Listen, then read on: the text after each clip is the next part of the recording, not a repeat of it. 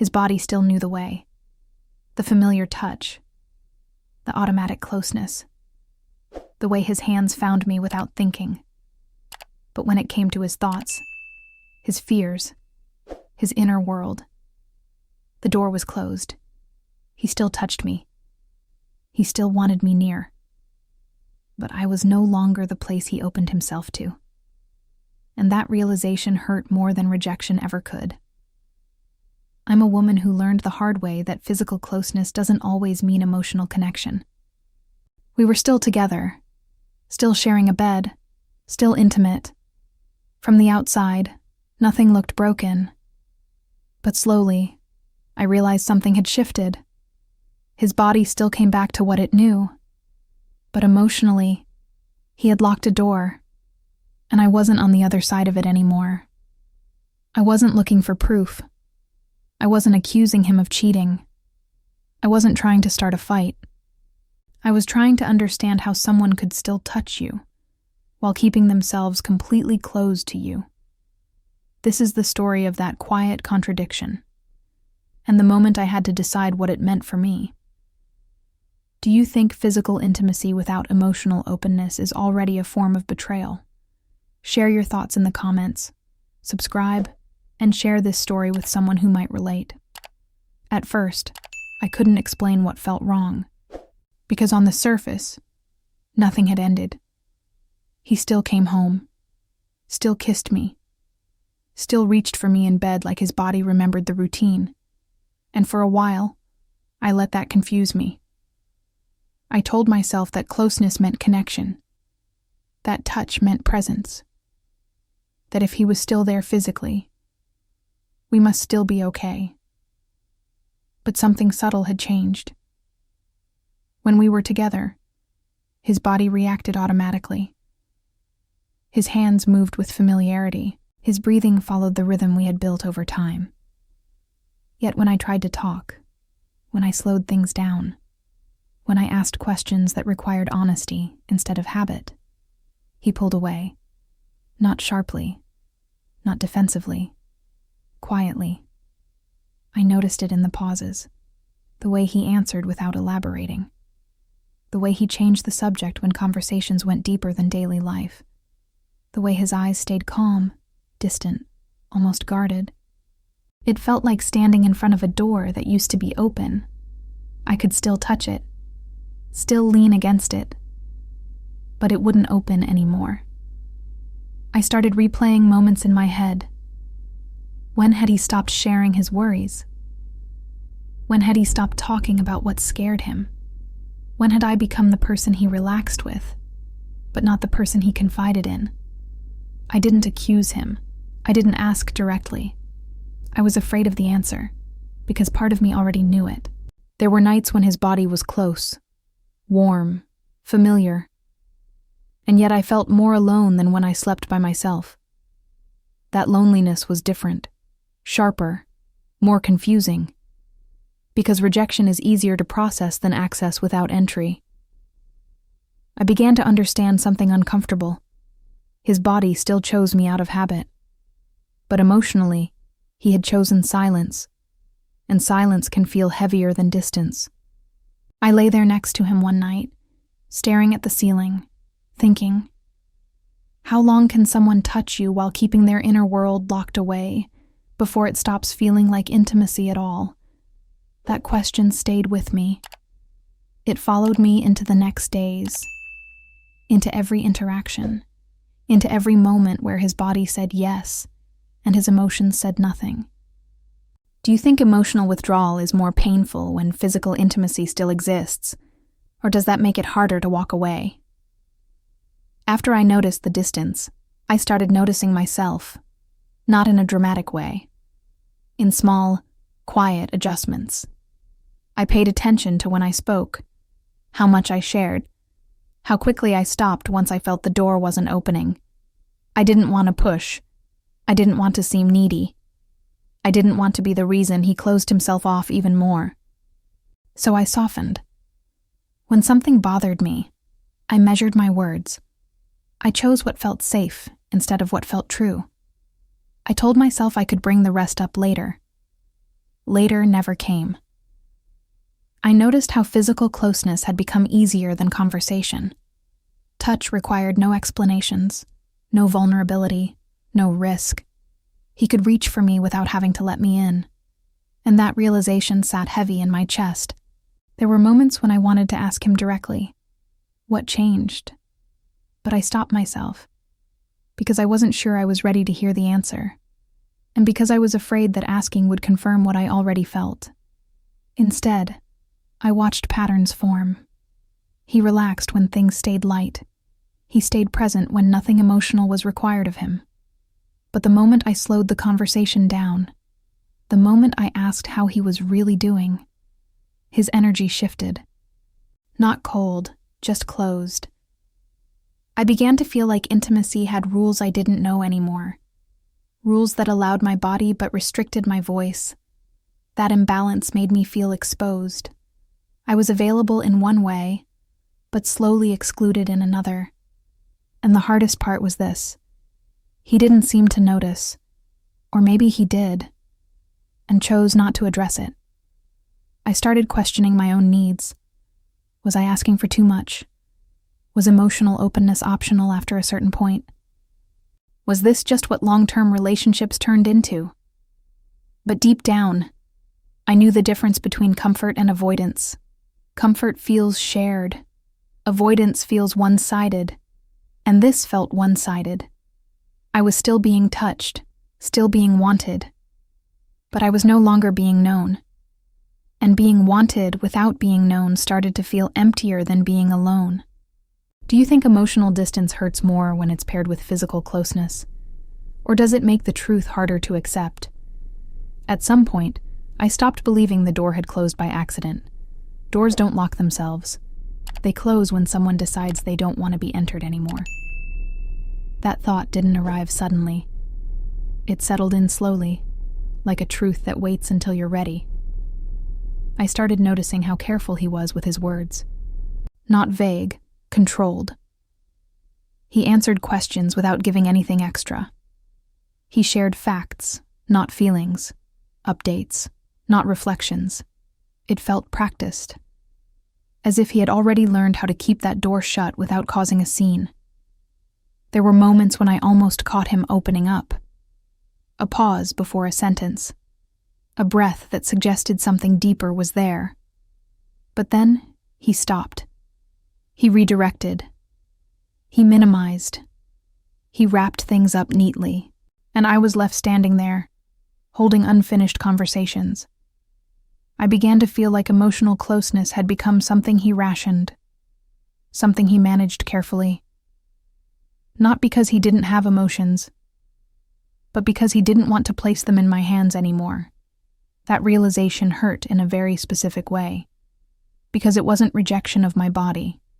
It wasn't lack of desire. It was a withdrawal of trust. I wondered who he trusted now. Not in a jealous way. In a quiet, factual way. People don't stop opening up without redirecting that need somewhere else. And that thought stayed with me. I noticed how he seemed lighter after certain days. Calmer. Resolved. As if something heavy had already been processed before he came home. I didn't ask where that processing happened. I didn't need to. What mattered was that it wasn't happening with me. And that meant I was no longer his emotional refuge. I was still part of his routine, still familiar, still desired. But I was no longer the place where he laid things down. That night, lying next to him, his body close and warm, I felt something crack. Not loudly, not dramatically, just a quiet understanding. If someone closes the door to their inner world, it's because they've decided that space belongs elsewhere. And once you realize that, you can't keep pretending the lock doesn't exist. Do you think emotional withdrawal always means someone else has access? Or can it happen without replacement? I didn't find proof. There was no message, no name, no moment where everything became obvious. What I found was something quieter. Certainty. It arrived without drama, without confrontation, just a deep, uncomfortable calm. I stopped looking for explanations because I already understood the pattern. He didn't avoid emotions altogether. He avoided them with me. I noticed how he still processed things, just not out loud, not at home, not with me. When something stressful happened, he became distant before he became calm. That order mattered. Distance first, peace later. And I wasn't part of the transition anymore. I remembered how it used to be. How he would sit next to me and talk in circles until things made sense. How he needed my voice to slow his thoughts down. How my presence used to be enough. Now, my presence felt optional. I didn't blame him. That surprised me. Blame would have been easier. Anger would have given me something to hold on to. Instead, I felt something heavier. Displacement. I wasn't pushed out. I was replaced in function. That's a hard thing to admit, even to yourself, because replacement doesn't always come with another person standing there. Sometimes it comes with silence, with space you're no longer allowed into. I tested the reality quietly.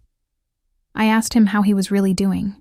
He smiled, said he was fine, changed the subject. No tension, no discomfort, just closure. And that was the moment it became clear. The door wasn't closed because he was overwhelmed. It was closed because he no longer wanted to open it to me. That understanding didn't make me cry. It made me still. Because once certainty replaces doubt, you stop searching. You start deciding. And I knew the next part of this story wouldn't be about discovering the truth. It would be about deciding what to do with it.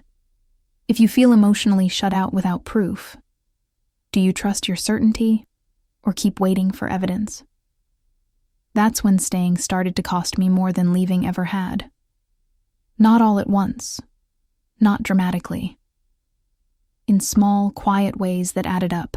I noticed how often I held things back, how quickly I changed subjects, how careful I became with my own emotions.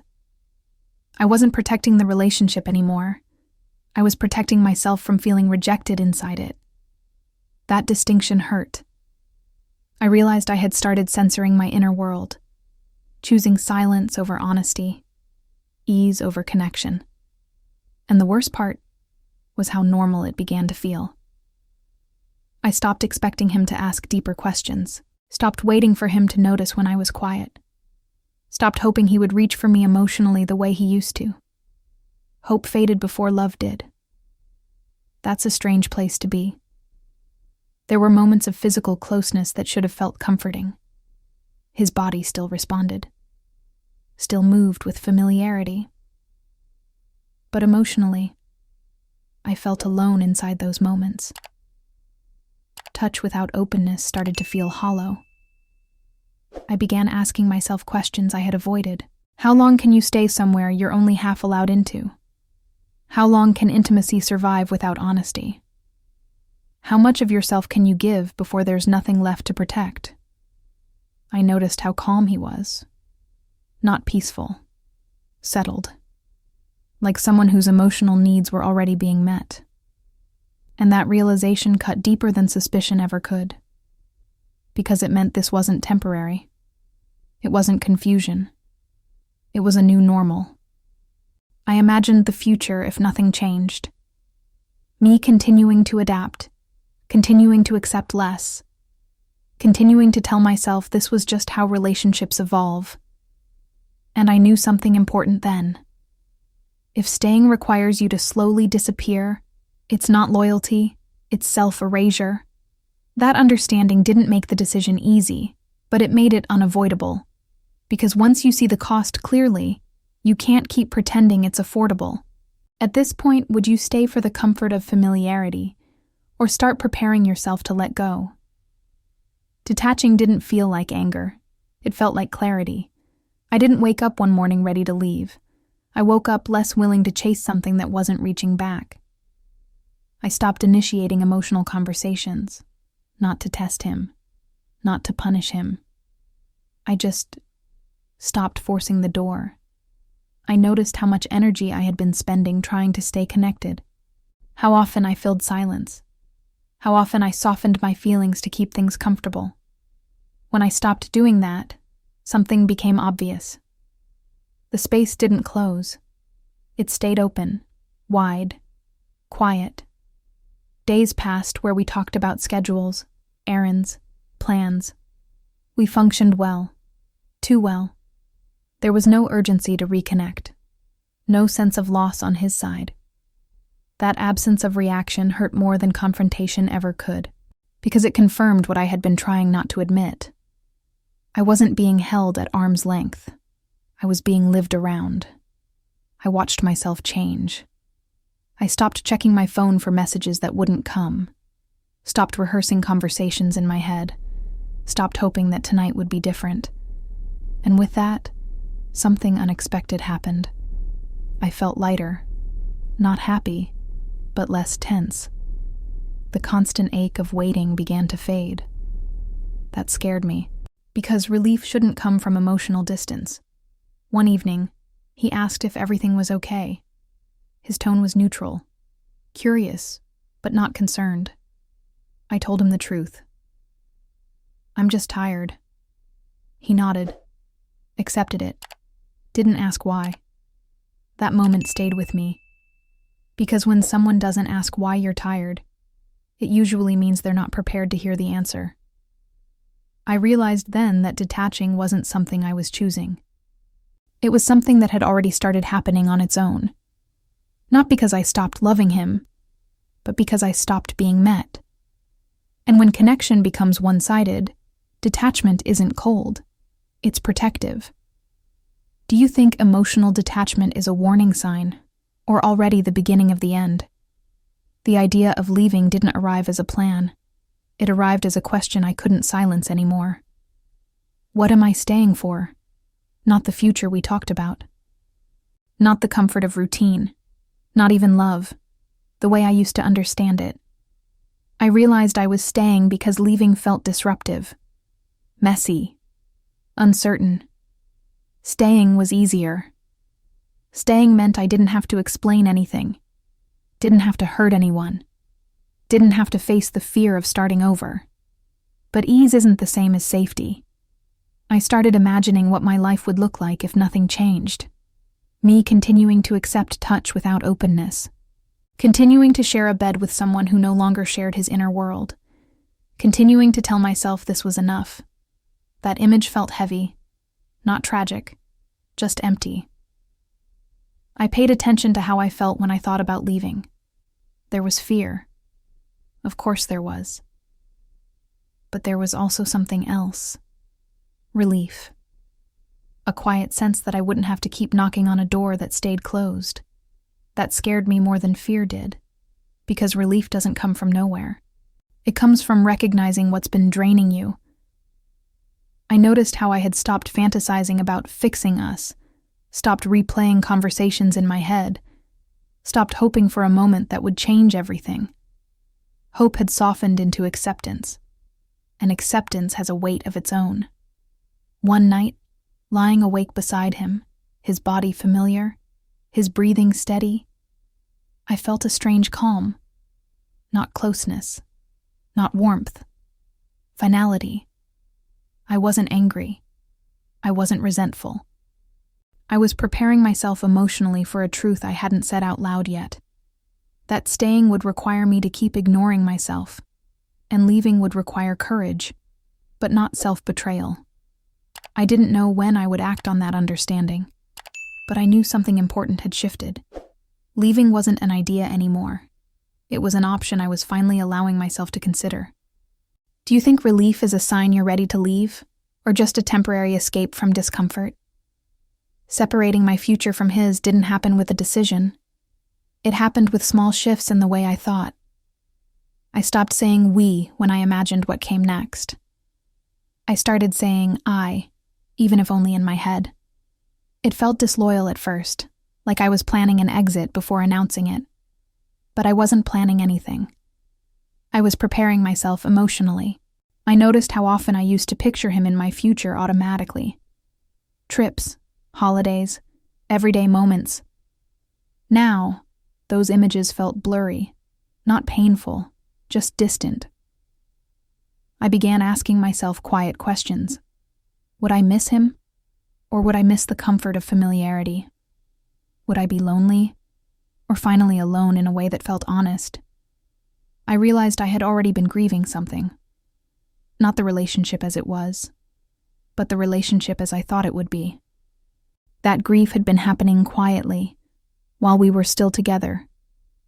I noticed how I stopped seeking reassurance from him, stopped needing him to confirm my worth, stopped waiting for him to open the door again. That waiting had exhausted me, and without it, I felt steadier. There were moments when he reached for me physically, and I allowed it, not because it fixed anything, but because I understood what it was now. Familiarity, habit, a language the body still spoke, even when the heart stayed silent. I didn't confuse it anymore. I no longer expected touch to lead to closeness. I no longer mistook proximity for intimacy. That clarity changed everything. I could see the relationship clearly, without panic, without hope doing the work for him. And once you see something clearly, you can't go back to imagining it differently. I wasn't pulling away to hurt him. I was pulling my future back toward myself, and that felt like the first honest thing I'd done in a long time. Do you think emotionally separating your future from someone is already a form of leaving, even before you say goodbye? The truth didn't come out as a confession. It surfaced in the space between us, in the way conversations ended quickly, in the way silence felt heavier than before, in the way neither of us tried very hard to break it.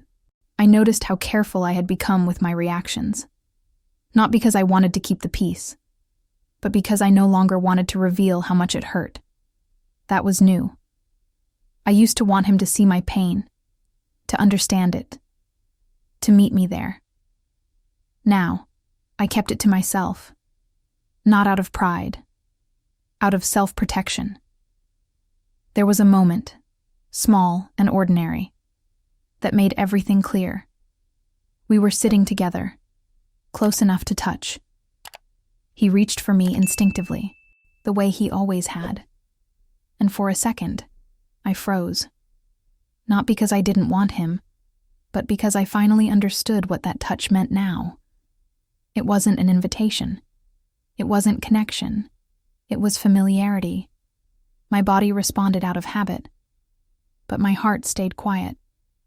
I realized then that the door hadn't just closed on his side. I had stopped knocking, and that changed the balance completely. He sensed it. Not consciously. Not enough to say anything, but he felt the shift. He asked me softly if something was wrong. I looked at him. I saw someone who wasn't cruel, wasn't careless, wasn't intentionally hurting me, just closed. I told him the truth, carefully. I don't feel close to you anymore. He didn't argue, didn't deny it. He just nodded. That nod said more than words ever could, because it confirmed what I had been carrying alone. We both knew the door was closed. We had just been standing on opposite sides of it. And once something unspoken becomes acknowledged, even quietly, it changes the shape of everything that follows. There was no fight that night, no resolution, just an understanding that we were no longer avoiding the truth. We were sitting with it, and that meant the end was no longer hypothetical. It was approaching, calmly, honestly. When the truth is finally acknowledged without resistance, do you think the decision has already been made? I didn't leave because of one moment. I left because of all the moments that stopped happening. The conversations that never went deep again. The comfort that replaced connection. The door that stayed closed long enough for me to stop knocking.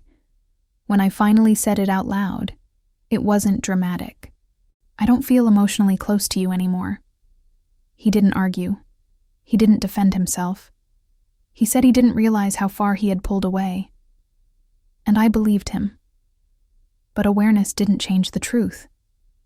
Because even then, he didn't reach for the door. He just acknowledged that it was closed. I understood something important in that moment. Love doesn't survive on habit alone. Desire doesn't replace openness. And being wanted physically is not the same as being chosen emotionally. Leaving wasn't about punishing him.